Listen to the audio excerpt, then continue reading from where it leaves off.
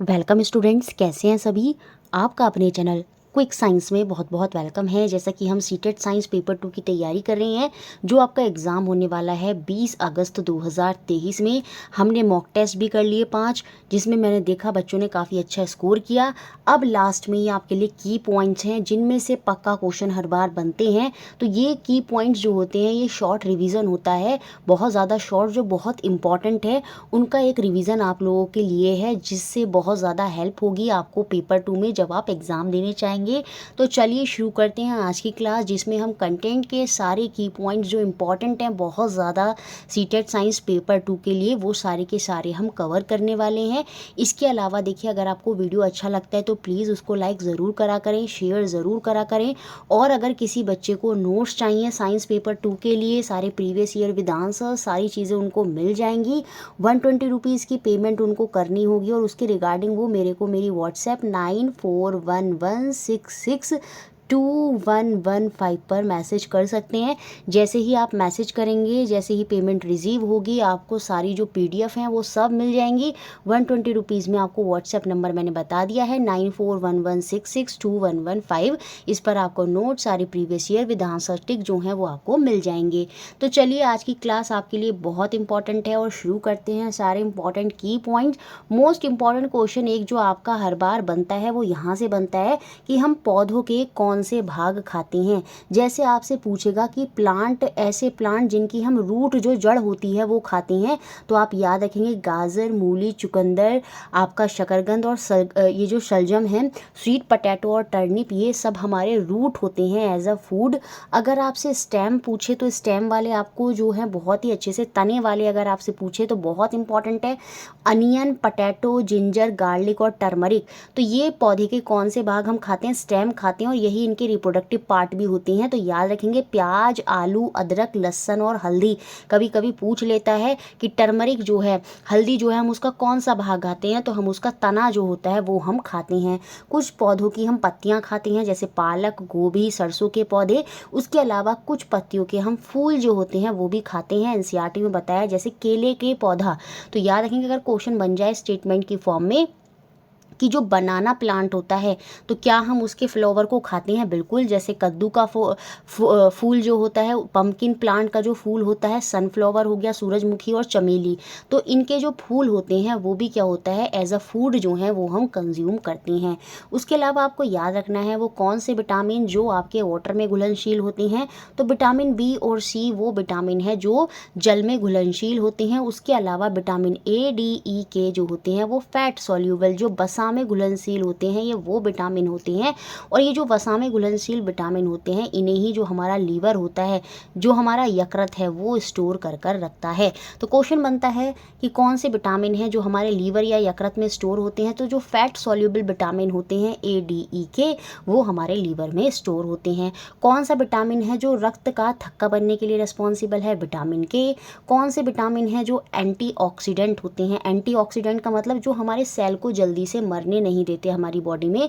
तो उनके लिए कौन से विटामिन जो हैं एसेंशियल होते हैं? विटामिन ए, ई और सी। याद रखेंगे, विटामिन ए, सी और ई। विटामिन बी एक ऐसा विटामिन है जो कि वाटर सॉल्यूबल है, और जब हम राइस को धोते हैं, goes out of the rice when washes away with water, तो जब हम राइस को पानी से धुलते हैं तो विटामिन बी जो कि वाटर सॉल्यूबल है वो उसमें से निकल जाता है। इसलिए जो राइस होते हैं उनको बहुत ज़्यादा रगड़ कर धोना नहीं चाहिए। विटामिन सी की अगर एक और बात करें तो ये डिस्ट्रॉय हो जाता है ऑन हीटिंग। जब हम गर्म करते हैं, क्वेश्चन बनेगा कौन सा विटामिन है जो नष्ट हो जाता है गर्म करने पर, तो वो विटामिन सी होगा, और इसे ही हम एस्कॉर्बिक एसिड भी बोलते हैं। और साथ में ये रेस्पॉन्सिबल होता है विटामिन सी किसके लिए? Responsible for absorption of iron. कभी कभी पूछ लेता है कि आयरन के एब्जॉर्प्शन के लिए कौन सा विटामिन रेस्पॉन्सिबल होता है, तो वो विटामिन सी होता है। उसके अलावा विटामिन ए से कौन कौन सी डेफिशिएंसी डिजीज़ होती है? जितनी भी आपकी विजन, आंखों से संबंधित बीमारियां होंगी, poor vision, loss of vision in darkness, तो ये सारे किससे संबंधित होते हैं? विटामिन ए की कमी से संबंधित होते हैं। उसके अलावा विटामिन बी1 के बारे में याद रखेंगे, बेरी बेरी जो होता है, वीक मसल्स। अगर पूछ लिया जाए वीक मसल्स हैं, अगर किसी बच्चे की आपसे स्टेटमेंट बनाकर पूछ लेगा, तो बताइए उस बच्चे में कौन से विटामिन की कमी है? तो विटामिन बी1 की जो है वो कमी है। विटामिन सी जो है वो स्कर्वी जो होता है, मसूड़ों से खून निकलना, घाव भरने में अधिक समय लगना, लगना। अगर घाव आपके इजीली नहीं भर रहे हैं, इट मीन्स आपकी बॉडी में किसकी कमी है, विटामिन सी की कमी है। विटामिन डी रिकेट्स, अस्थियों का मुलायम होना, बोन्स जो होती हैं वो सॉफ्ट हो जाती हैं और बैंड होने लगती हैं, तो दोनों में अंतर है। विटामिन बी1 पूछे तो वीक मसल्स है, लेकिन अगर बोन्स आपकी हड्डियां सॉफ्ट हो रही हैं और मुड़ रही हैं तो किसकी कमी है, विटामिन डी की कमी है। कैल्शियम की कमी से बोन और टूथ डिके जो है वो देखने को मिलता है, कमज़ोर जो हड्डियाँ हैं वो हो जाती हैं और टूथ जो है, जो हमारे टीथ हैं, दांत का जो क्षय है वो होने लगता है। आयोडीन की कमी से ग्वाइटर जो है वो होने लगता है, जो हमारे नेक के नीचे ग्लैंड होता है वो फूल जाता है। और आयरन की कमी से क्या होता है, अनीमिया होता है, जिसमें हमें क्या होता है, थकान, कमज़ोरी जो है वो महसूस होती है। तो ये पॉइंट्स इंपॉर्टेंट हैं, याद रखेंगे। उसके अलावा 2 पॉइंट स्टेटमेंट में बन सकते हैं कि सी ब्रीज क्या होता है और लैंड ब्रीज क्या होता है। तो यहाँ पर हम देख लेते हैं। देखिए, समुद्र समीर जिसे हम हिंदी में बोलते हैं समुद्र समीर, सी ब्रीज, दिन के समय क्या होता है, लैंड जल्दी से गर्म होता है और गर्म होकर हवा ऊपर चली जाती है। उसका स्थान लेने के लिए समुद्र से ठंडी ठंडी हवाएं जो होती हैं वो लैंड, स्थल की तरफ आती हैं, और वही जो हवाएं समुद्र से लैंड की तरफ आ रही हैं वो होती हैं आपकी सी ब्रीज, समुद्र समीर, और ये दिन के समय हमें देखने को मिलता है। यही बात यहाँ पर लिखी है। सेम ऐसे ही जो होता है आपका थल समीर, जो लैंड समीर होता है, इसमें क्या होता है, रात के समय जो समुद्र है वो जल्दी से क्या होता है, ठंडा नहीं होता, तो ये उसकी जो हवाएं हैं गर्म होने की वजह से ऊपर उठ जाती हैं, और जो लैंड की ठंडी ठंडी हवाएं हैं वो समुद्र की तरफ जो है रात के समय आती हैं, तो वो आपका लैंड ब्रीज कहलाता है, जो कि रात में होता है। तो ये पॉइंट भी इंपॉर्टेंट है, आपको याद रखनी है। उसके अलावा देखिए, अर्थक्वेक से क्वेश्चन बन सकता है, जिसमें जो इंपॉर्टेंट पॉइंट हैं वो ये हैं कि रिएक्टर स्केल क्या होता है। Scale use to determine the magnitude और स्ट्रेंथ ऑफ अर्थक्वेक, जो क्या होता है, भूकंप जो होता है उसके मैग्नीट्यूड, उसके और स्ट्रेंथ को, उसकी तीव्रता को जो है मापता है, वो होती है कौन सी स्केल पे मापा जाता है, वो रिएक्टर स्केल होती है। और जो खतरनाक अर्थक्वेक होता है उसमें अगर रिएक्टर स्केल में मैग्नीट्यूड 7 या उससे ज़्यादा आता है तो वो अर्थक्वेक जो होता है, जो वो भूकंप होता है, वो काफ़ी डिस्ट्रक्टिव, खतरनाक माना जाता है। सिस्मिक वेव क्या होती हैं, देखिए जो ये वेव आपको डायग्राम में दिखाई देती हैं, जब अर्थक्वेक बनता है तो वेव प्रोड्यूस होती हैं अर्थ के अंदर से, और वही वेव्स जो होती हैं, वही तरंगें जो होती हैं वो कहलाती हैं आपकी सिस्मिक वेव। और ये जो सिस्मिक वेव है, अगर पूछे किस दिशा में जाती हैं, तो ये सभी डायरेक्शन में जो है आपको जाते हुए दिखती हैं। अब फोकस क्या होता है और एपिसेंटर क्या होता है, ये इंपॉर्टेंट है। अर्थ के नीचे जिस पॉइंट से अर्थ क्वेक, जो भूकंप है जिस पॉइंट से ओरिजिनेट होता है, वो आपका क्या कहलाता है, फोकस कहलाता है, या इसे हम हाइपोसेंटर भी बोलते हैं। और इसके वर्टिकल जस्ट अबव, ऊपर की तरफ जो पॉइंट होता है वो हमारा एपिसेंटर कहलाता है। तो दोनों में अंतर है। फोकस इनसाइड द अर्थ, जहाँ से अर्थक्वेक ओरिजिनेट हुआ, और एपिसेंटर वो रीजन है just above the focus of the earthquake, इसके जस्ट वर्टिकल अबव जो एरिया होगा वो होता है आपका एपिसेंटर। ठीक है, तो अर्थक्वेक जो है ओरिजिनेट नहीं होता कहाँ से, एपिसेंटर से, वो तो ओरिजिनेट कहाँ से होता है, फोकस से होता है। ये पॉइंट्स आपको याद रखने होंगे। उसके अलावा प्रेशर का फॉर्मूला आप याद रखेंगे, बहुत इंपॉर्टेंट है कि जो प्रेशर होता है वो क्या होता है, फोर्स अपॉन एरिया होता है। तो अगर एरिया बढ़ाते हैं तो प्रेशर जो है वो हमारा घटता है, और अगर हम फोर्स को बढ़ाते हैं तो प्रेशर भी बढ़ता है। तो एरिया के इन्वर्सली प्रोपोर्शनल होता है और फोर्स के, बल के डायरेक्टली प्रोपोर्शनल देखने को हमें मिलता है। तो ये फॉर्मूला आप याद रखेंगे। और इसका मात्रक जो है, SI यूनिट जो होता है वो पास्कल होता है, ये भी आप अच्छे से याद रख सकते हैं। उसके अलावा फोर्स का जो मात्रक होता है वो न्यूटन होता है, और एरिया का हो जाएगा मीटर स्क्वायर। तो एक यूनिट और इसका हो गया न्यूटन पर मीटर स्क्वायर। उसके अलावा देखिए, जो हमारी बॉडी का नॉर्मल टेम्परेचर होता है सेल्सियस में, वो 37 डिग्री सेल्सियस होता है, और अगर मैं फ़ारेनहाइट में बात करूं तो वो 98.6 डिग्री होता है। ये क्वेश्चन बना है, तो इंपॉर्टेंट पॉइंट है। ये छोटे छोटे पॉइंट्स हैं जो हम भूल जाते हैं, इसलिए मैंने इनको की पॉइंट्स में रखा है। अब देखिए, जो हमारा डॉक्टरी थर्मामीटर होता है, जो हमारा क्लिनिकल थर्मामीटर होता है, जिसमें मरकरी होती है, उसकी जो रेंज होती है टेम्परेचर को नापने की, मेज़र करने की, वो कितनी होती है, 35 डिग्री सेल्सियस से 42 डिग्री सेल्सियस होती है। तो ये रेंज आपको बहुत ही इंपॉर्टेंट है, याद रखनी होगी। उसके अलावा जो लेबोरेटरी थर्मामीटर होते हैं, उनकी जो रेंज होती है वो कितनी होती है, -10 डिग्री सेल्सियस से 110 डिग्री सेल्सियस होती है। तो ये दोनों पॉइंट आपको याद रखने हैं, क्या क्या रेंज होती हैं आपकी क्लिनिकल थर्मामीटर की, और साथ में लेबोरेटरी जो प्रयोगशाला थर्मामीटर होता है। उसके बाद कम्युनिकेबल डिजीज़ और non communicable disease. Communicable disease जो संचरण वाले रोग होते हैं, जो किसी भी माध्यम से एक पर्सन से दूसरे पर्सन में फैल जाते हैं, can be spread through water, air. देखिए, कम्युनिकेबल का मतलब ये नहीं है कि सिर्फ मेरे कॉन्टैक्ट से, मैं किसी का जूठा पानी या हवा के माध्यम से, किसी भी माध्यम से, किसी भी मीडियम से अगर कोई डिजीज़ एक पर्सन से दूसरे पर्सन में जा रही है तो वो संचरण वाली डिजीज़ होगी, कम्युनिकेबल डिजीज़ होगी।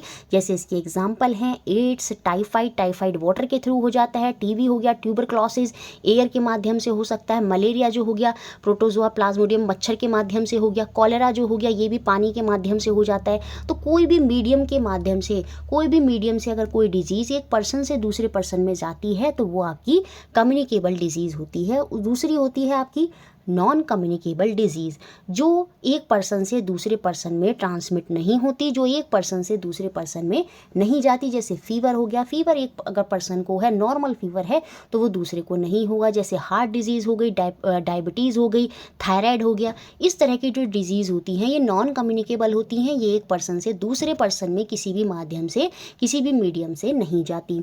उसके अलावा देखिए, आपको ये बहुत इंपॉर्टेंट है, याद रखना होगा, मैच द फॉलोइंग में करके क्वेश्चन बन सकता है कि एसिटिक एसिड किस में पाया जाता है, वो आपका सिरका विनेगर में होता है, फॉर्मिक एसिड चींटी के डंक में होता है, सिट्रिस अम्ल जो होता है, सिट्रिक एसिड जो होता है वो सिट्रस जो फ्रूट होते हैं जैसे ऑरेंज और लेमन, नींबू और संतरा, उनमें पाया जाता है। दही में कौन सा होता है, लैक्टिक एसिड होता है।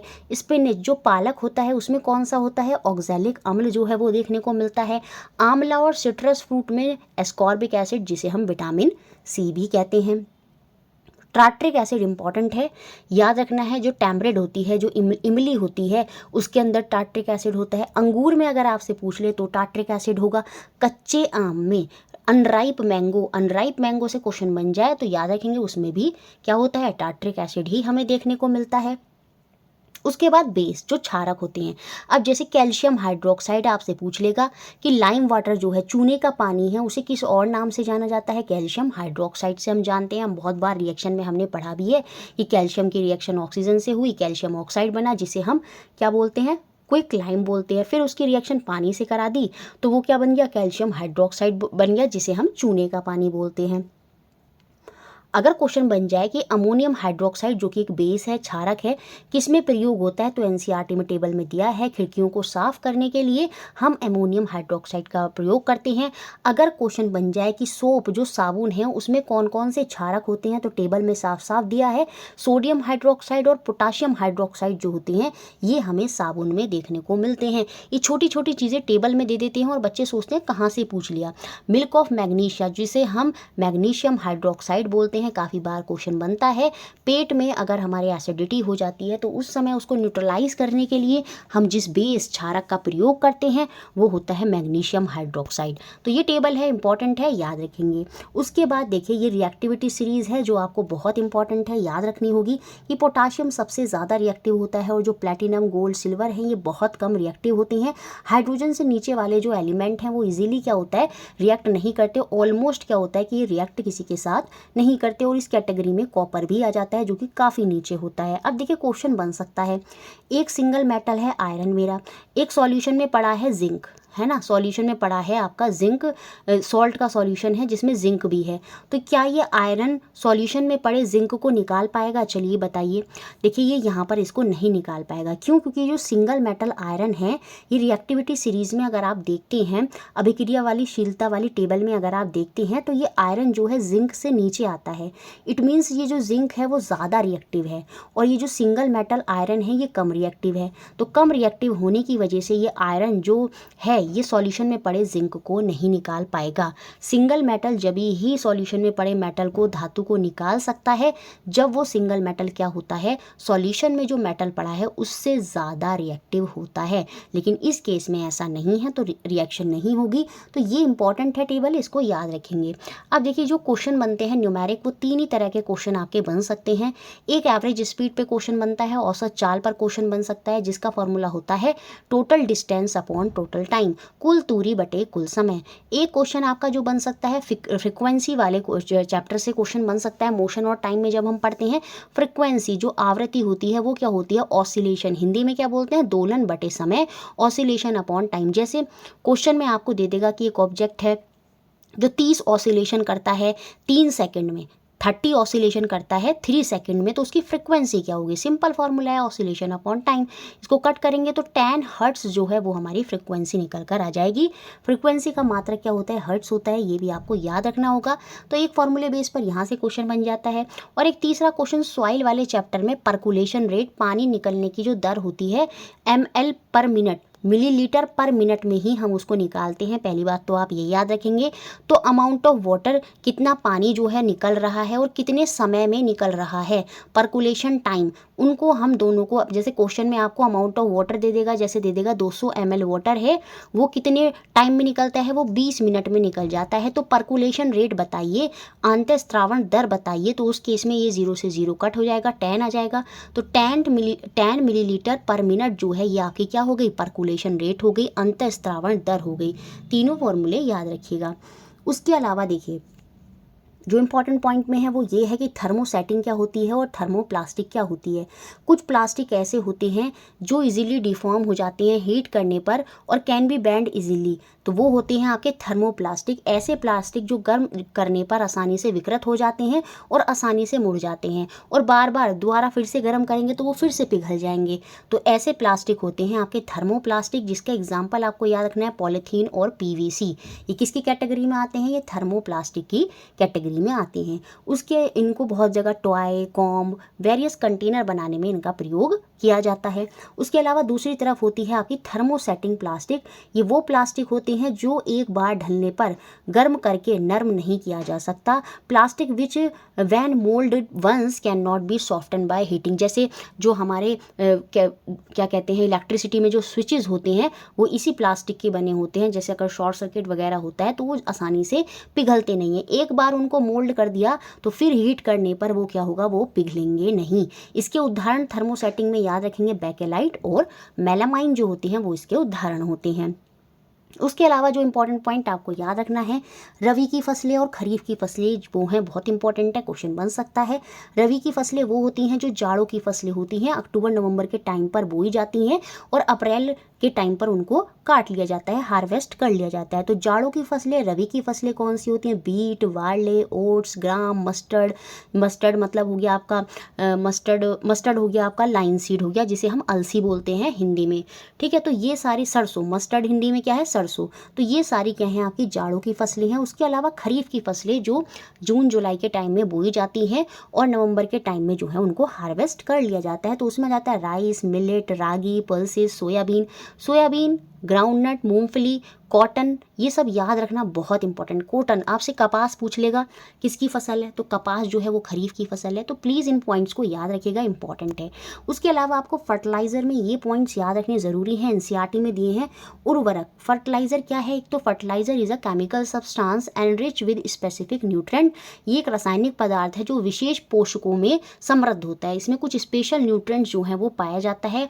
और इनका उत्पादन कहाँ होता है? ये कहाँ प्रोड्यूस होते हैं? याद रखेंगे फैक्ट्रियों में जो है वहाँ पर ये फर्टिलाइजर जो है वो बनाए जाते हैं। एग्जाम्पल इंपॉर्टेंट है, देखिए यूरिया, अमोनियम सल्फेट, ये पूछे गए हैं। सुपर फॉस्फेट और पोटाश, ये एनसीईआरटी में दिए हैं, इसलिए मैंने बताया है। Ammonium sulphate, super phosphate, potash और एनपीके, नाइट्रोजन, फॉस्फोरस और पोटाशियम, ये सारे के सारे क्या हैं? आपके उर्वरक हैं, फर्टिलाइजर जो हैं आते हैं। कभी कभी एनपीके की फुल फॉर्म भी पूछ लेता है, वो भी आपको याद रखनी होगी। उसके अलावा मैग्नेट चैप्टर में सारी चीज़ें आपको पता है अच्छे से। नॉर्थ पोल होता है, साउथ पोल होता है, जो इसमें स्टेटमेंट करके क्वेश्चन बन सकता है। डायरेक्शन ऑफ फील्ड लाइन, तो आउटसाइड द मैग्नेट, चुंबक के जो बाहर होता है, ये जो मैग्नेटिक फील्ड लाइन होती है ये नॉर्थ से साउथ की तरफ जाती हैं इस फॉर्म में। ठीक है, ऐसे इधर की तरफ से ये नॉर्थ से साउथ की तरफ जाती हैं, याद रखेंगे। और मैग्नेट के इनसाइड जो मैग्नेटिक फील्ड लाइन की डायरेक्शन होती है वो क्या होती है? साउथ पोल से। जैसे ये आई तो इधर से, ये आई इधर से, साउथ से नॉर्थ की तरफ होती है। ये इंपॉर्टेंट है, याद आपको रखना होगा। चुंबकीय बल रेखाएं सदैव चुंबक के उत्तरी ध्रुव से निकलती हैं और वक्र बनाती हुई दक्षिण ध्रुव में प्रवेश कर जाती हैं। तो नॉर्थ पोल से जाती हैं और साउथ में चली जाती हैं आउटसाइड द मैग्नेट। लेकिन अंदर की तरफ क्या होता है? ये पुनः उत्तरी ध्रुव पर वापस आ जाती हैं, मतलब साउथ से नॉर्थ की तरफ जो है आती हैं। तो ये इंपॉर्टेंट पॉइंट है, आपको याद रखना होगा।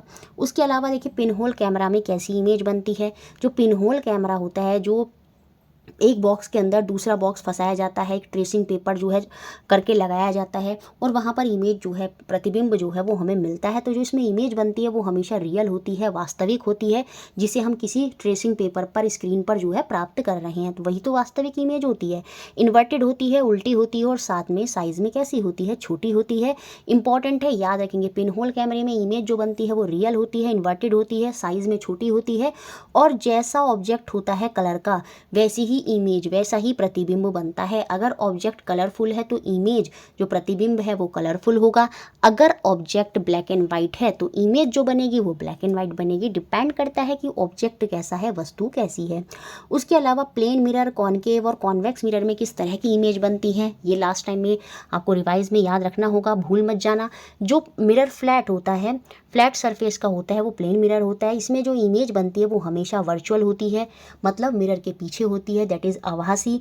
इरेक्ट होती है और सेम साइज़ होती है, ठीक है। और कॉनकेव की बात करें, जब हम ऑब्जेक्ट जो है अगर मिरर के पास आता है, इमेज जो है उल्टी है और बड़ी होती चली जाएगी। जब हम बहुत ज़्यादा मिरर के पास आ जाएंगे तो इमेज यहाँ पर आकर क्या हो जाती है, उल्टी की जगह सीधी हो जाती है, इरेक्ट हो जाती है और बहुत ज़्यादा एनलार्ज हो जाती है। जो इमेज अभी रियल बन रही थी वो अब वर्चुअल भी बनने लगती है।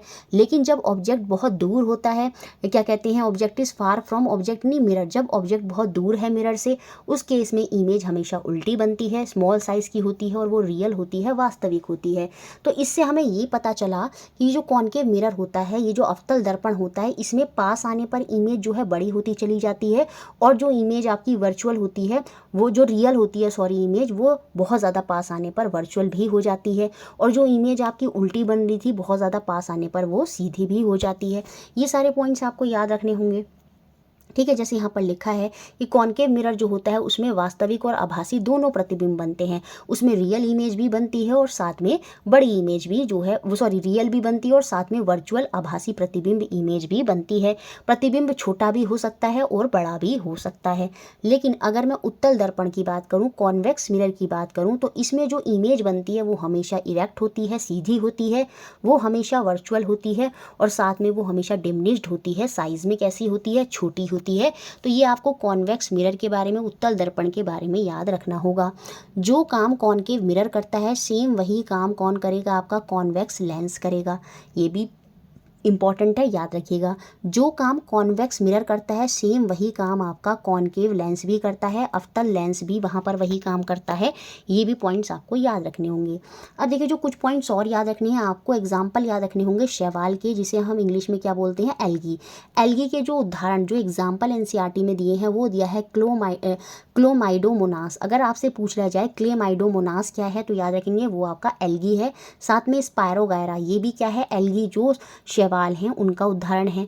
फिर आपसे प्रोटोजोआ के एग्जाम्पल पूछ सकता है तो अमीबा और पैरामीशियम। देखिए इसमें तो क्या होते हैं, फॉल्स फीट होते हैं, फॉल्स पदार्थ होते हैं और इसमें क्या होते हैं, सीलिया जो होते हैं, इसमें हमें पैरामीशियम में देखने को मिलते हैं। तो प्रोटोजोआ के एग्जाम्पल आप याद रखेंगे अमीबा और पैरामीशियम। उसके अलावा आपको फंगाई जो कवक होता है उसके एग्जाम्पल याद रखने होंगे, राइजोपस। देखिए इस तरह से, ये देखिए स्पोर फॉर्मेशन हो गया, यहाँ पर राइजोपस हो गया, ये हो गया एस्परजिलस हो गया, क्या हो गया, एस्परजिलस हो गया, पेनिसिलियम हो गया। ये सारे किसके उदाहरण हैं, ये आपके फंगाई के एग्जाम्पल हैं। प्लीज़ इनको अच्छे से याद रखिएगा। जैसे क्वेश्चन बना भी है कि यहाँ पर पूछ लिया आपसे एस्परजिलस क्या है, तो आपने अभी देखा एस्परजिलस जो है वो फंगाई की कैटेगरी में आती है। लैक्टोबैसिलस क्या है, वो आपका बैक्टीरिया है, वो आपका जीवाणु है।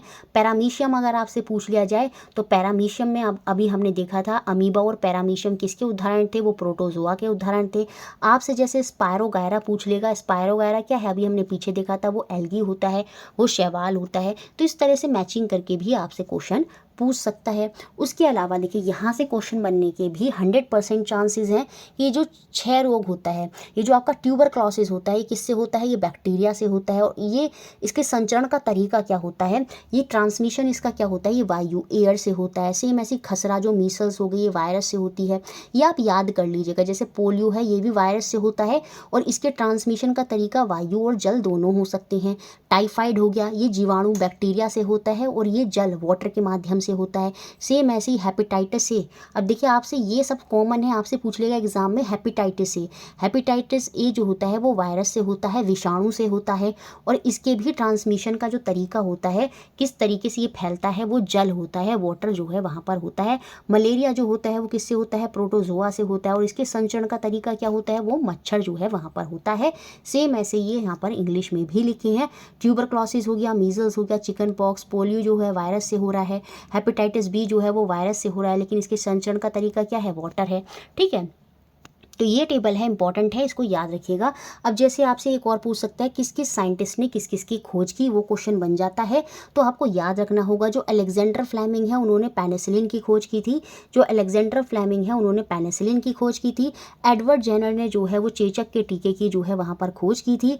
लुइस पास्चर ने जो है आपकी फर्मेंटेशन जो होता है, किण्वन जो होता है, उसकी खोज की थी। और जो रॉबर्ट कॉच है उन्होंने बैसिलस एंथ्रेक्स बैक्टीरिया नामक की जो है वहाँ पर खोज की थी। तो ये भी इंपॉर्टेंट है, आपको याद रखने होंगे। उसके अलावा देखिए आपको प्लांट सेल और एनिमल सेल, पादप कोशिका और जंतु कोशिका के बारे में कुछ इंपॉर्टेंट पॉइंट्स हैं जो आपको याद रखने होंगे। जैसे ये प्लांट सेल है और ये आपका एनिमल सेल है, ये जंतु कोशिका है, ये पादप कोशिका है। तो देखिए इसमें जो ये वैक्यूल्स है आप देखेंगे प्लांट सेल में, पादप कोशिका में, ये जो वैक्यूल्स है, ये जो रिक्तिका होती है वो बहुत बड़ी होती है, जबकि जो हमारे सेल्स होते हैं उनके अंदर ये जो रिक्तिका वैक्यूल्स होती हैं वो काफ़ी छोटी होती हैं। दोनों ही, चाहे प्लांट सेल हो चाहे एनिमल सेल हो, दोनों में ही हमें सेल मेम्ब्रेन जो है, कोशिका झिल्ली जो है वो देखने को मिलती है। लेकिन कोशिका भित्ति, ये जो सेल वॉल है, ये केवल प्लांट सेल में ही देखने को मिलती है। ये जो क्लोरोप्लास्ट है ये दोनों में होता है, ये सॉरी क्लोरोप्लास्ट जो होता है ये केवल, ये देखिए यहाँ पर हरित लवक, ये जो क्लोरोप्लास्ट होता है ये केवल प्लांट सेल में, पादप कोशिका में ही देखने को मिलता है। लेकिन ये जो साइटोप्लाज्म है, कोशिकीय द्रव है, ये दोनों में होता है, प्लांट सेल में भी होता है, ये एनिमल सेल में भी होता है। अब देखिए जो प्लांट सेल है और जो ये प्लांट सेल है, ये एनिमल सेल है। तो देखिए प्लांट सेल में जो केंद्रक होता है, जो न्यूक्लियस होता है, वो पेरिफेरल होता है, मतलब साइड में होता है। लेकिन हम एनिमल सेल में ये जो न्यूक्लियस केंद्रक होता है ये सेंटर में होता है। तो पूछ लेता है कि जो पादप कोशिका है, प्लांट सेल है, उसमें क्या ये सेंटर में होता है, नहीं, वैक्यूल्स क्योंकि यहाँ पर बहुत बड़ा होता है, रिक्तिका बहुत बड़ी होती है, जिसकी वजह से जो केंद्रक है वो कोने पे पहुँच जाता है, पेरिफेरल हो जाता है। तो ये कुछ इंपॉर्टेंट पॉइंट हैं प्लांट सेल और एनिमल सेल के बारे में जो आपको यहाँ पर याद रखने होंगे। उसके अलावा देखिए आर्टरीज और वेन्स, आर्टरीज को हिंदी में बोलते हैं धमनी और वेन को हिंदी में बोलते हैं शिरा। यहाँ से क्वेश्चन बनने के भी बहुत हाई चांस हैं। ये जो आर्टरीज होती हैं, ये जो धमनियाँ होती हैं, इनमें ऑक्सीजन रिच ब्लड होता है जो हमारे हार्ट से डिफरेंट बॉडी पार्ट तक रक्त को ले जाने का काम करती हैं। हार्ट से ले जाने का काम हमेशा याद रखेंगे, हार्ट से ले जाने का काम कौन करती हैं, वो आर्टरीज करती हैं, धमनियाँ करती हैं, और हमारे ब्लड को डिफरेंट बॉडी पार्ट तक लेकर जाती हैं, क्योंकि ब्लड पंप होता है, उसे प्रेशर मिलता है और वो डिफरेंट बॉडी पार्ट तक चला जाता है। ब्लड फ्लो क्योंकि यहाँ पर बहुत तेज़ होता है, हाई प्रेशर में होता है, इस वजह से जो ये आर्टरीज हैं, जो धमनियाँ होती हैं, इनकी जो वॉल्स होती हैं वो काफ़ी इलास्टिक होती हैं, लचीली होती हैं और थिक होती हैं, मोटी होती हैं। अगर मैं वेन्स की बात करूँ, शिराओं की बात करूँ, तो ये वो वेसल्स होती हैं, ये वो नलियाँ होती हैं जिनमें कार्बन डाइऑक्साइड रिच ब्लड जो है वो हमें देखने को मिलता है। और जो अभी रक्त डिफरेंट बॉडी पार्ट तक गया था, बाद में वो फिर से हार्ट तक वापस आता है। तो हार्ट तक वापस लाने का काम कौन करती हैं, वेन्स करती हैं, शिराएँ करती हैं, क्योंकि ये नीचे से ऊपर लेकर जाती हैं, धीरे धीरे जाती हैं। इस वजह से इनकी जो वॉल्स होती हैं, जो क्या कहते हैं, इनकी जो वॉल्स हैं वो कैसी होती हैं, वो थिन होती हैं, वो पतली होती हैं। और इनमें जो पट द्वार हैं वो हमें देखने को मिलते हैं। ये वॉल्स जो हैं ये प्रेजेंट होते हैं वेन्स में, ताकि जो ब्लड है वो नीचे वापस ना आ जाए, इसलिए इनमें पट द्वार, ये जो वॉल्स हैं वो हमें वेन्स में, शिराओं में देखने को मिलते हैं। उसके अलावा कैपिलरीज जो होती हैं, जो केशिकाएँ होती हैं, जैसे यहाँ पर जिस तरह से मैंने आपको पीछे एक मॉक टेस्ट में डायग्राम भी दिखाया था, तो ये सबसे छोटी वेसल्स होती हैं, इस तरह से ये बना होता है। तो बीच में ये केशिकाएँ होती हैं, ये सबसे छोटी वेसल, सबसे छोटी नलियाँ होती हैं हमारी ह्यूमन बॉडी में, जहाँ पर एक्सचेंज ऑफ गैसेज होता है। जैसे हार्ट से जब आ रहा था ब्लड तो उसमें ऑक्सीजन की मात्रा ज़्यादा थी, लेकिन जब वो वापस जा रहा है तो उसमें कार्बन डाइऑक्साइड की मात्रा ज़्यादा है। तो एक्सचेंज ऑफ गैसेज हुआ, किसकी वजह से, कैपिलरीज जो केशिकाएँ होती हैं, न्यूट्रिएंट्स जो हार्मोन्स हैं, वेस्ट हैं, उन सबका एक्सचेंज जो है वो यहाँ से होता है कैपिलरीज के माध्यम से। उसके अलावा जो इंपॉर्टेंट पॉइंट आपको याद रखना है, हमारा जो बॉडी का यूरिन होता है उसमें 95% वाटर होता है। यूरिया पूछ लिया जाता है हमारे जो यूरिन होता है उसमें क्या पाया जाता है, उसमें यूरिया पाया जाता है जो ऑलमोस्ट 2.5% होता है, और अदर वेस्ट प्रोडक्ट होते हैं जो भी 2.5% के होते हैं। फिश जो होती है, जो मछली होती है, वो वेस्ट जो है गैसियस फॉर्म में, अमोनिया की फॉर्म में डायरेक्टली डिजॉल्व करती है किसमें, वाटर में। तो अगर पूछा जाए कि फिश जो है क्या एक्सक्रीट करती है, तो वो गैसियस फॉर्म में अमोनिया जो है पानी में एक्सक्रीट जो है वहाँ पर करती है। कुछ जो लैंड एनिमल होते हैं जैसे बर्ड, लिजार्ड, स्नेक, वो सेमी सॉलिड वाइट जो कलर है कंपाउंड यूरिक एसिड, हमारा जो है वो यूरिया है, लेकिन जो एनिमल्स वगैरह हैं वो जो बाहर निकालते हैं वो सेमी सॉलिड वेस्ट क्या होता है, वो यूरिक एसिड होता है। हमारा वाला क्या होता है, उसमें यूरिया होता है। तो दोनों में अंतर है, याद रखेंगे। उसके अलावा जाइलम और फ्लेम क्या होते हैं, ये टिश्यू ऊतक होते हैं जो प्लांट सेल के अंदर पाए जाते हैं। प्लांट में nutrients are transport along with water to the entire plant by the vascular tissue, जिसे हम क्या बोलते हैं, जाइलम बोलते हैं। तो इम्पोर्टेंट है, जाइलम जो होता है न्यूट्रिएंट के साथ साथ पानी को हमारे एंटायर प्लांट के डिफरेंट जगह जगह पहुंचाने का काम करता है जाइलम। और जो फ्लेम होता है ये वस्कुलर टिश्यू है जो ट्रांसपोर्ट कराता है फूड को different part of the plant तक। तो भोजन को डिफरेंट पार्ट तक पहुंचाने का काम फ्लेम का होता है। तो ये भी इंपॉर्टेंट पॉइंट्स हैं जो आपको याद रखने हैं। उसके अलावा जो असेक्सुअल रिप्रोडक्शन होता है, अलैंगिक जनन होता है, जिसमें क्या होता है सिंगल पेरेंट्स ही की जो है वहाँ पर इन्वॉल्व होता है, 2 पेरेंट्स की ज़रूरत नहीं होती। तो वो आपका असेक्सुअल रिप्रोडक्शन होता है कि एक ही पेरेंट जो है रिप्रोडक्शन करा देता है। तो उसके एग्जाम्पल आप याद रखेंगे, बडिंग जो हाइड्रा और ईस्ट में हमें देखने को मिलती है। तो वो क्या करते हैं, मुकुलन करते हैं, बडिंग करते हैं, जो कि असेक्सुअल का ही तरीका होता है। फ्रेगमेंटेशन विखंडन जो हमें स्पायरोगायरा अभी हमने एल्गी में पढ़ा था, तो उसमें फ्रेगमेंटेशन विखंडन होता है, वो अपने आप को तोड़ लेता है। तो सिंगल पेरेंट ही रिप्रोडक्शन कर रहा है, वो असेक्सुअल है। उसके बाद स्पोर फॉर्मेशन जो आपको कवक में देखने को मिल रही थी, इस तरह से बनी हुई थी राइजोपस में, तो वो स्पोर फॉर्मेशन भी, बीजाणु निर्माण भी क्या है आपका असेक्सुअल रिप्रोडक्शन ही है। तो ये असेक्सुअल रिप्रोडक्शन के तरीके हैं जो आपको याद रखने होंगे। बाइनरी फिजन भी जो होता है वो भी असेक्सुअल का ही तरीका होता है, जिसमें क्या होता है अमीबा अपने आप को तोड़ लेता है, तो वो बाइनरी फिजन हो जाता है। उसके बाद फर्टिलाइजेशन, देखिए जो फर्टिलाइजेशन होता है, निषेचन होता है, वो 2 तरीका का होता है। एक इंटरनल फर्टिलाइजेशन होता है, एक एक्सटर्नल बाह्य निषेचन होता है। जब fertilisation take place inside the female body, जब फीमेल की बॉडी के अंदर निषेचन होता है, जैसे ह्यूमन, काउ, डॉग, हैन, तो वो फर्टिलाइजेशन, वो निषेचन इंटरनल होता है। और जब यही निषेचन आउटसाइड द फीमेल बॉडी होता है तो वो आपका एक्सटर्नल फर्टिलाइजेशन कहलाता है। इसकी एग्जाम्पल इंपॉर्टेंट है, fish, star fish, frog.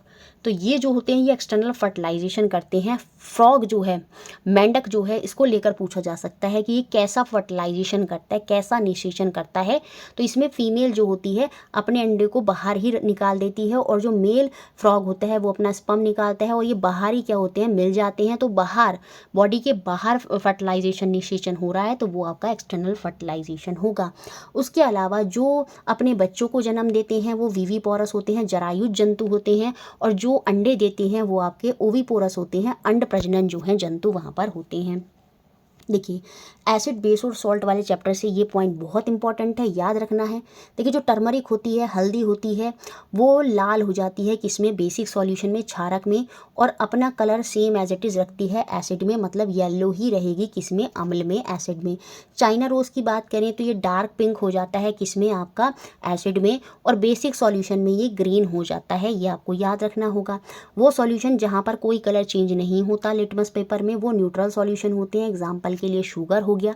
Phenolphthalein के बारे में हम पढ़ते हैं कि ये एसिड में कलरलेस रहती है, कोई रंग में परिवर्तन नहीं होता, लेकिन जो बेस है जैसे सोडियम हाइड्रोक्साइड, जिसे हम कास्टिक सोडा भी बोलते हैं, जो प्रोटीन के टेस्ट में यूज़ होता है, वहाँ पर ये अपना कलर जो है पिंक जो है कर देती है फिनोफ्थलीन बेस। क्षारक के केस में मिथाइल ऑरेंज, दोनों के दोनों कृत्रिम सूचक हैं, आर्टिफिशियल इंडिकेटर जो हैं ये दोनों हैं।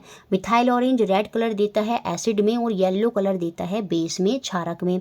रेड कैबेज जो होती है पर्पल कलर सॉल्यूशन टर्न करती है रेड में, और mix with acid and turn green with basic solution. तो ये भी आपको याद रखना होगा। तो ये सारे एसिड, बेस और सॉल्ट में जो इंडिकेटर हैं, सूचक हैं, उनके बारे में आपको याद रखना होगा। ये दोनों कृत्रिम सूचक हैं, जबकि turmeric, China rose, red cabbage, ये सब क्या हैं, ये आपके, और लिटमस, ये सब आपके नेचुरल प्राकृतिक सूचक जो हैं कहलाते हैं।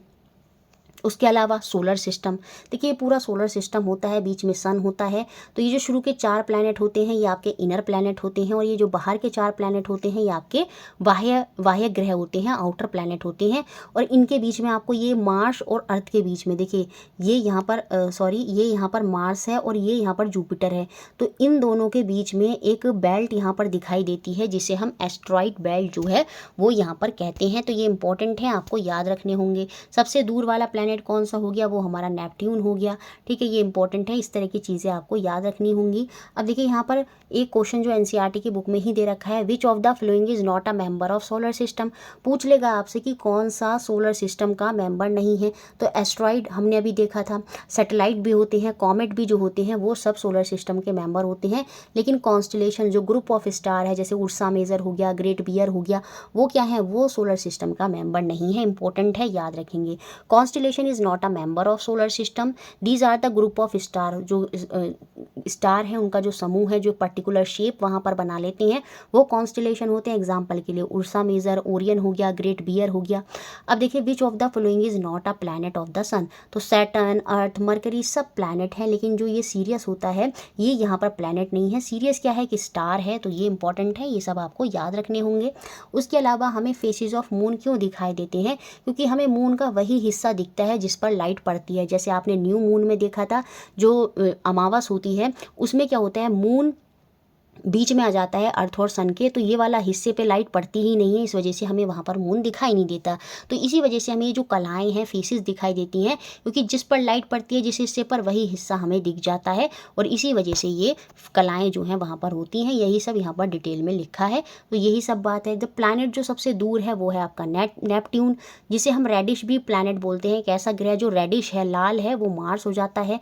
ग्रुप ऑफ स्टार जो एक पैटर्न बनाते हैं, भी बता दिया, कॉन्स्टलेशन होता है। Celestial body that revolve around the planet, एक ऐसी सेलेस्टियल बॉडी जो प्लैनेट के इर्द गिर्द घूमती है, वो क्या होते हैं, वो ग्रह, उपग्रह होते हैं, वो आपके सैटेलाइट होते हैं। एस्ट्रॉइड, ये जो गैसेस और डस्ट की बनी हुई एक लेयर होती है, इसे हम एस्ट्रॉइड बेल्ट बोलते हैं। और ये किसके बीच में पाई जाती है, ये मार्स और जुपिटर के बीच में पाई जाती है। अब देखिए इसके अलावा आपको यहाँ पर याद रखना होगा कैलोरीफिक वैल्यू। जैसे हाइड्रोजन जो होता है उसकी कैलोरीफिक वैल्यू, जो ऊष्मायमान होता है, वो सबसे ज़्यादा होता है। ये इंपॉर्टेंट है, काफ़ी बार क्वेश्चन बने हैं। ऑप्शन में दे देगा 4 करके और पूछेगा किसकी लीस्ट कैलोरीफिक वैल्यू है, किसकी हाई कैलोरीफिक वैल्यू है। तो हाइड्रोजन जो होता है उसकी कैलोरीफिक वैल्यू सबसे ज़्यादा होती है। बायोगैस की जो कैलोरीफिक वैल्यू होती है वो 35,000 से 40,000 होती है। एलपीजी की कैलोरीफिक वैल्यू याद रखेंगे सीएनजी से ज़्यादा होती है, 55,000। सीएनजी की कैलोरीफिक वैल्यू 50,000 है। मीथेन की कैलोरीफिक वैल्यू 50,000 है। पेट्रोल, केरोसिन और डीजल तीनों की कैलोरीफिक वैल्यू 45,000 होती है। काऊ डंग जो होता है उसकी कैलोरीफिक वैल्यू बहुत ही कम होती है। आपने देखा होगा जो उपले होते हैं, जब हम उन्हें जलाते हैं वो जलते ही नहीं हैं। क्यों? क्योंकि उनकी कैलोरीफिक वैल्यू जो ऊष्मायमान है वो बहुत कम है, वो धुआं ही वहाँ पर देते हैं। उसके अलावा आपको जो कैंडल होती है उसमें जो ये फ्लेम जलती है, जो ज्वाला उत्पन्न होती है, उसमें 3 क्षेत्र होते हैं, 3 जोन होते हैं जो आपको याद रखना होगा। ये ब्लू वाला जोन जो होता है वो आउटर जोन होता है, और ये बीच वाला येलोइश ऑरेंज वाला जो हिस्सा होता है वो मिडिल जोन होता है, और नीचे एक डार्क कलर का जोन होता है वो आपका लीस्ट होट और मतलब ज्योतिहीन क्षेत्र कहलाता है। जो हमें प्रकाश दिखता है वो हमें मिडिल जोन की वजह से ही दिखता है। जो ये रेडिश येलोइश वाला पार्ट होता है, ऑरेंज येलोइश वाला पार्ट होता है, यही जो है ल्यूमिनस पार्ट कहलाता है, दीप्त क्षेत्र कहलाता है, और इसी की वजह से हमें जो लाइट है वो दिखाई देती है। बाहर वाला पार्ट जो होता है वो हॉटेस्ट होता है, लेकिन ये नॉन ल्यूमिनस होता है, अदीप्त होता है, मतलब ये प्रकाश के लिए रेस्पॉन्सिबल नहीं होता। जो गोल्ड स्मिथ होता है वो इसी हिस्से को यूज़ करता है, ब्लू वाले को, क्योंकि ये सबसे गर्म हिस्सा कहलाता है, जो फ्लेम होती है, ज्वाला होती है। देखिए इसके अलावा जो और आपको याद रखना है वो ये रखना है, कौन कौन से पेट्रोलियम के बाय प्रोडक्ट होते हैं। देखिए petroleum gas in liquid form that is LPG, ठीक है, ये कॉन्स्टिट्यूट है आपका पेट्रोलियम का fuel for home and industry, इसको हम यूज़ करते हैं।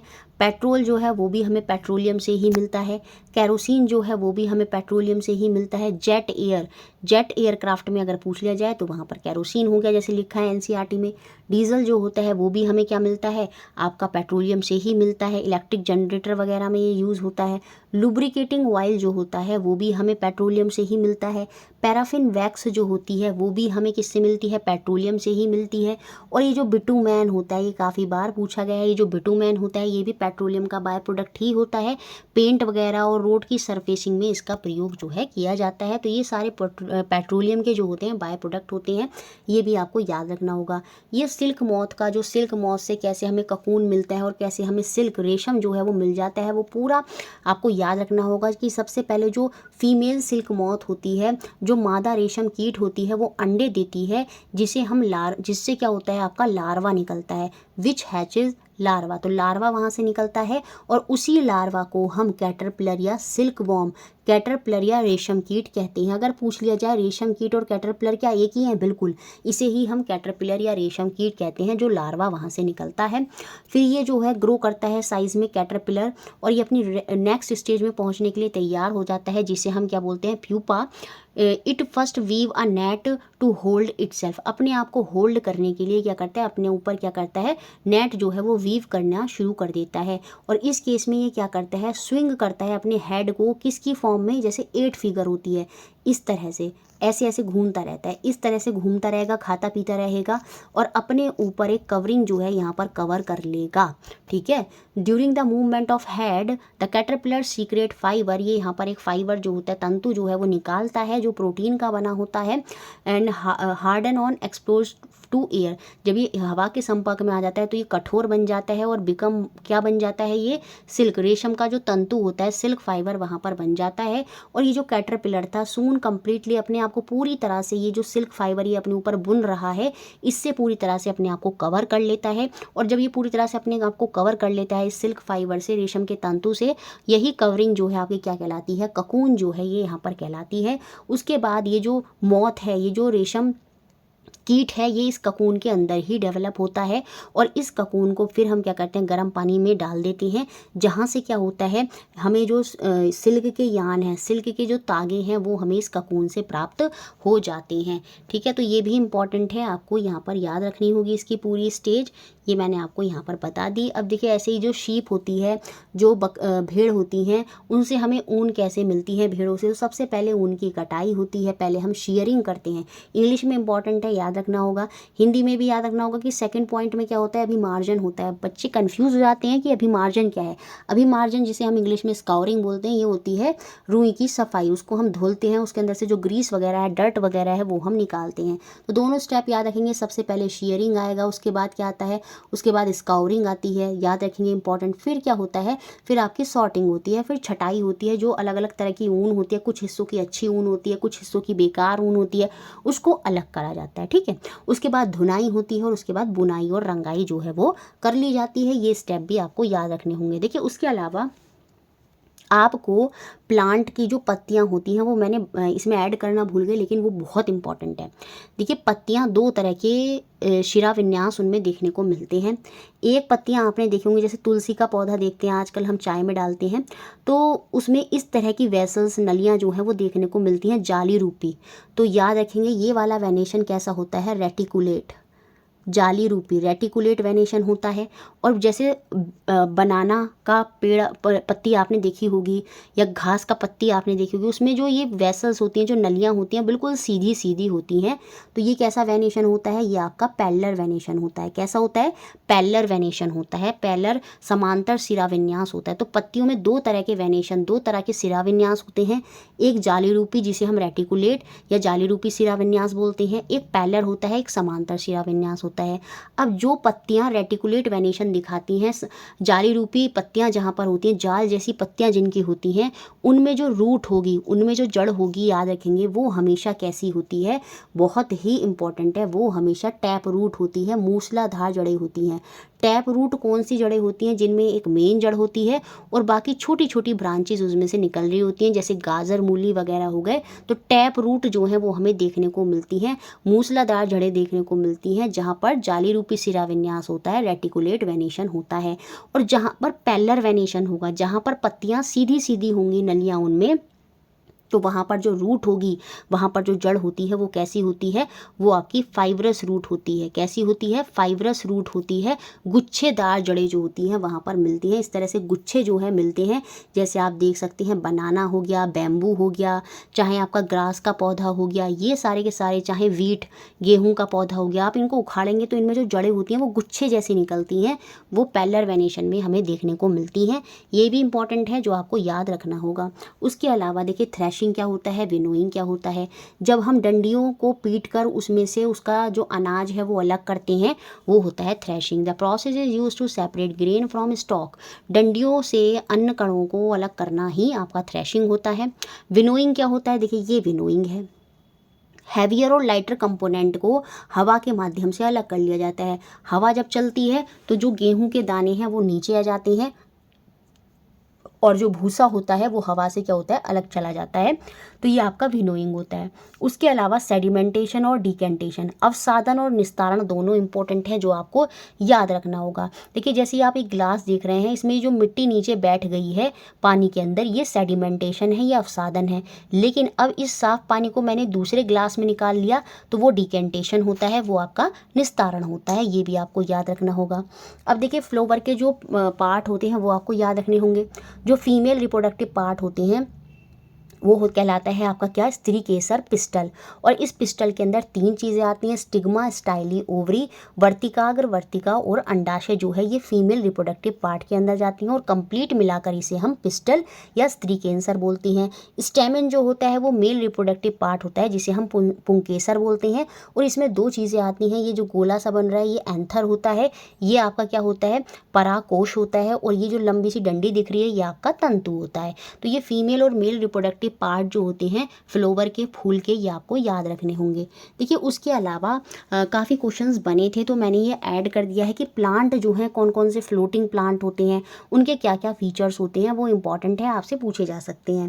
देखिए जो फ्लोटिंग प्लांट होते हैं, जो पानी में तैरते हैं, उनमें क्या होता है, have a lot of space filled with air. बहुत सारा स्पेस होता है जिसमें हवा भरी होती है जिससे वो आसानी से तैर पाते हैं। These make this plant very light. और ये जो एम्प्टी स्पेसेस होते हैं, हवा जिनमें भरी होती है, ये इनको बहुत हल्का बनाती है जिसकी वजह से ये फ्लोट कर पाते हैं पानी की सरफेस पर। और इनकी जो अपर सरफेस होती है लीव्स की वो वैक्सी होती है। वैक्सी होती है, मोम जो होती है, ताकि जो पानी है वो उन पर रहे ना और ये खराब ना हो। The root of these plant are not fix. ये जो फ्लोटिंग प्लांट होते हैं, सीधी सी बात है, इनकी जो रूट हैं, जो जड़ें होती हैं, वो फिक्स नहीं होती। ये रूट हैंग करती हैं लूजली इन द वाटर। ये पानी में ही क्या करती हैं, लटकी रहती हैं, हैंग करती हैं। डकवीड, वॉल्फिया, पिस्टिया, ये सारे एग्जाम्पल हैं किसके, फ्लोटिंग प्लांट के। उसके बाद आते हैं फिक्स्ड प्लांट। ये पानी में ही बात कर रही है। फिक्स प्लांट, पानी के अंदर वो प्लांट जिनकी रूट जो है पानी के अंदर फिक्स होती हैं, तो वो होते हैं आपके फिक्स प्लांट पानी के अंदर। इनमें स्टेम भी होती है, ठीक है, to reach the surface of water. They have broad leaves. इनमें जो है चौड़ी चौड़ी बड़ी बड़ी पत्तियां होती हैं जो पानी में तैरती हैं। लीव्स में वैक्सी कोटिंग हमें देखने को मिलती है ताकि जो लीव्स है वो क्या हो सके, ड्राई रह सके और वो सड़े ना, वो खराब ना हो। Stomata are present on the surface, upper surface of the leaf. याद रखेंगे ये जो फिक्स प्लांट है, पानी के अंदर जो फिक्स प्लांट है, इनमें जो स्टोमेटा होता है वो कहाँ पर होता है, वो अपर सरफेस ऑफ लीव्स में हमें देखने को मिलता है।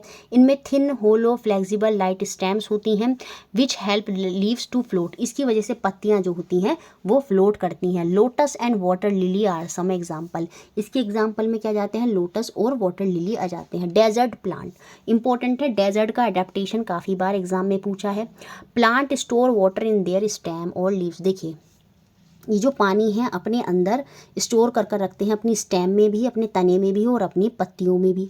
लॉन्ग रूट सिस्टम, हमें गहरी जड़ें लंबाई मिलती हैं ताकि पानी जो है काफ़ी गहराई से वो लेकर आ सकें। बहुत सारी जो प्लांट होते हैं वो लीफलेस होती हैं, उनमें जड़ें नहीं, वो सॉरी पत्तियां नहीं होती। ये अपनी पत्तियों को कांटों में बदल देते हैं। और ये जो पत्तियां ना होने की वजह से जो पानी का क्योंकि पानी जो निकलेगा वो ट्रांसपिरेशन से पत्तियों में से स्टोमेटा रंध्र के माध्यम से निकलता है, तो पत्तियां ना होने की वजह से जो पानी है वो कम से कम निकलता है, इस वजह से ये लीफलेस होते हैं। In a cactus leaves are reduce to spine. यहाँ पर लिखा है जो पत्तियां हैं कैक्टस में वो कांटों में बदल जाती हैं। वैक्सी कोटिंग यहाँ पर देखने को मिलती है ताकि जो पानी का लॉस है वो ज़्यादा से ज़्यादा ना हो, कम पानी का लॉस वहाँ पर हो। Stem is green.